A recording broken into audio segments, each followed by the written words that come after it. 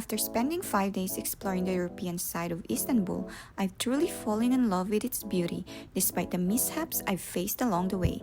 But it wouldn't feel complete without experiencing the other side of the Bosphorus, so I decided to venture into the Asian side of Istanbul, starting with a stroll through Kadıköy, once the ancient Greek town of Chalcedon. Hi guys, I just arrived here at Eminönü station. I'm walking towards the ferry station because I will go to Kadıköy, the Asian part of Istanbul.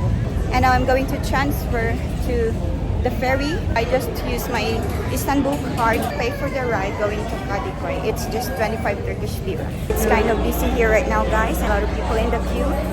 Finally, the line is moving. I am now about to board the ferry. Let's go!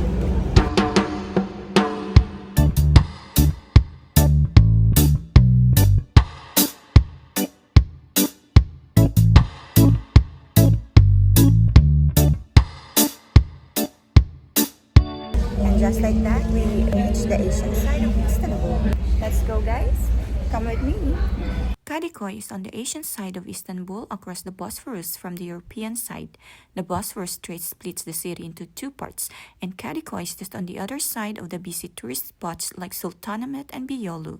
The Bosphorus connects the Sea of Marmara to the Black Sea, and Kadıköy has a much more relaxed and local feel compared to the fast-paced European side. I can see someone fishing, and you can see restaurants over here, and that is the ferry station. Look at those kids swimming over there. I was really happy to see someone fishing, so I couldn't resist going up to this local guy. After watching him closely for a bit, I decided to approach and strike up a conversation. Of course, with the help of ChatGPT translation, because let's be honest, Google Translate messes things up sometimes.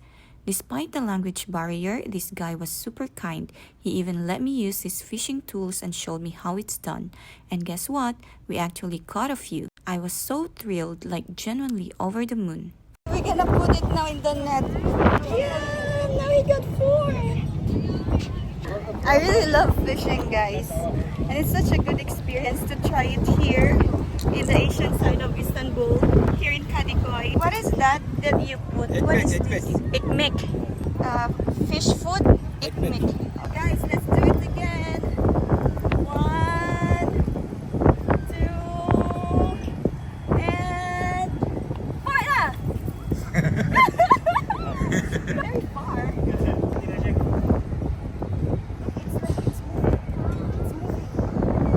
I think we got again. Yes. Yavaş yavaş.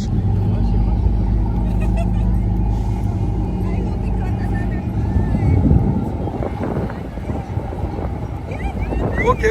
Kaçtı. Kaçtı.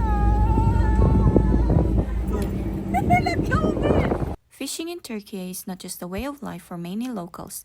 It's a cultural tradition that spans centuries. Local markets often feature fresh catches, and guess what? Some towns even host fishing festivals to celebrate the bounty of the sea. On top of that, the Turkish government actively promotes sustainable fishing practices to help preserve marine biodiversity. Oo. Big one! Big!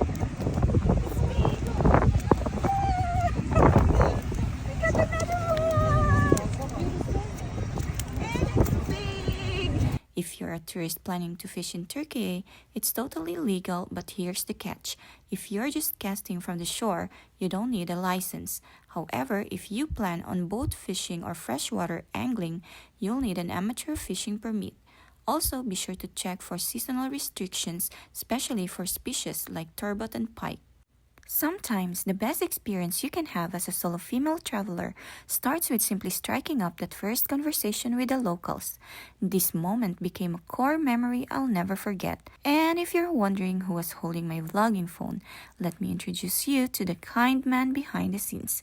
He's from Kurdistan and volunteered to help me take a video after seeing us enjoying the experience. From Philippines. You're from Kurdish. Hi, from Kurdish. Guys, I just found out that the famous Viyana Kahveci also has a branch here. Yeah.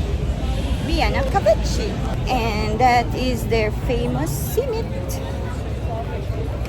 Starbucks is also quite popular here. So now I am just looking for a place where I can eat lunch. I'm looking for the Sia Sofrasi. I'm sorry if I'm pronouncing it wrong.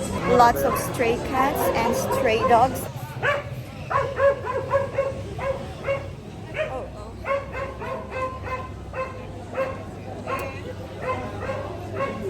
I'm scared of the dog's bark. Okay, the dog is following the other dog, that's why it keeps on barking. One thing notable here in Istanbul, guys, is the presence of stray dogs as well as the stray cats. So this area is the busy street of Kadıköy. Lots of shops.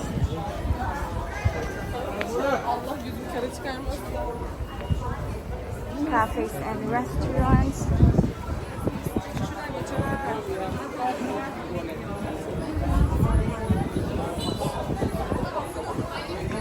And of course, lots of tourists here too.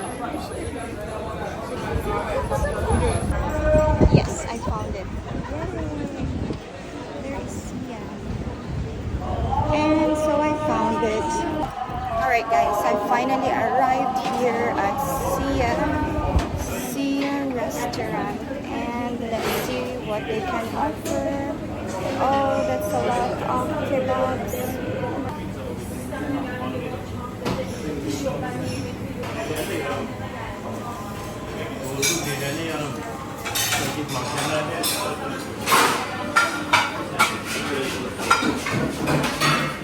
No, I'm not sure how should I order because no one is giving me their menu book, or maybe I should, okay, maybe I should just ask for it.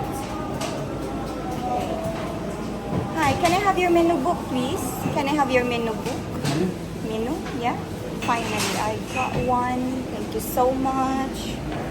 So we have here some soup, starters, salads, kebabs, and desserts. There's also foods here for vegetarian. So if you're a vegetarian, this place is for you. Interesting, guys. If we call the colas, Fanta, and Sprite as sodas, here they call it fizzy drinks, because their soda here is the sparkling water. So I think I will just order their pita with ground meat, which is worth 350 lira. What stood out to me at this restaurant was the traditional way they cooked the pita bread in a wood-fired stone oven. The dough was carefully stretched and shaped by hand, showcasing the baker's skill. After just a few minutes of waiting, out came their pita bread topped with minced beef. It looked like a boat, but it's often referred to as Turkish pizza, and locals call it pide. It's freshly cooked. It's still hot. Every block in Kadıköy feels like a vibrant market street just across from the ferry terminal, adorned with colorful hanging umbrellas, street art, and lined with unique shops and cozy cafes. It's no surprise tourists flock to this lively area. On the day I visited Kadıköy, there was a festival happening, and a local friend showed me how they celebrated. The area was buzzing with different activities and games, but my favorite part was this chill spot where you could just sit back and admire the beauty of the Bosphorus, especially during sunset. Guys, we're eating right now tantuni. Let's try Turkish tantuni. This tasty wrap is shaped like a U and usually rolled up in thin lavash bread. The bread is soft and the meat is flavorful with a little kick. Simple, satisfying, and perfect for a quick street food fix. And the price? Tantuni durum plus Lipton ice is 150. Not that expensive. It's very tasty. It has some tomatoes, onions, and parsley in it. So, if you ever find yourself in Turkey, don't skip on trying tantuni. It's getting late, so it's time for me to head back by ferry to Sultanahmet, over on the European side of Istanbul.